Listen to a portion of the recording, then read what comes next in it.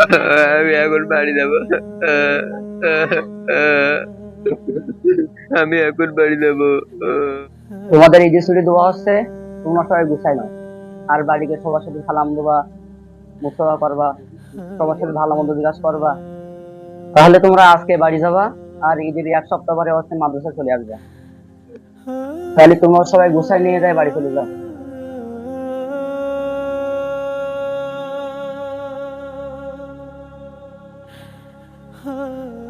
তাহলে বাড়ি আসছো, তাহলে ভালোভাবে যাও।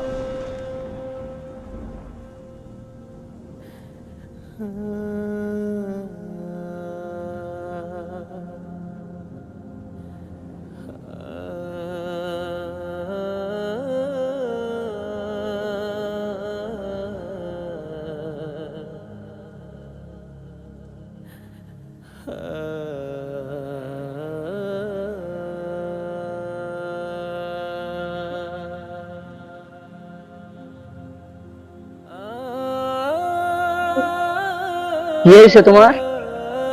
কি হয়েছে কথা বলো। কি অবস্থা? সবাই ঈদের জন্য বাড়ি যাচ্ছে, এটা তুমি বাড়ি যাও না, তোমার মন খারাপ কেন?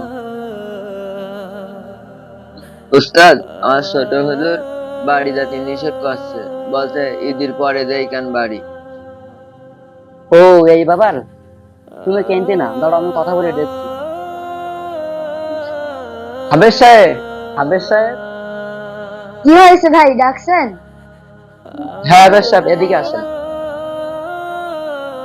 আপনি কি আবু সাইদের বাড়ি যেতে নিষেধ করেছেন? হ্যাঁ ভাই, ওর পাড়া শেষ হয়ে গেছে, পাড়া এখনো শোনাতে পারিনি। পাড়া না শোনাতে পারলে ছুটি নেই। ও আচ্ছা, সে তো ভালো কথা। ও আচ্ছা, তাহলে এই কথা অবস্থায়, তাহলে তুমি পড়াশোনায় তাই বাড়ি যাই কেন? আমি এখন বাড়ি যাবো। আমি এখন বাড়ি যাবো। হাবেশ সাহেব শোন, যেহেতু বাচ্চাটা কাঁদছে, তা ছুটিটা দেওয়া যায়। না ভাই, বাড়ি যেতে দিলে ও তো পাড়া ভুলে যাবে। তাই ছেলেটা বাচ্চা মানুষ, তা এইবারের মতন ছুটিটা দেন। আরো ঈদের সময় ঈদের ছুটি দিলেই তো ভালোই হয়। সবাই যেহেতু হয় বাড়ি গেছে, যেহেতু ছোট মানুষ একা একা, ছুটিটা দেন।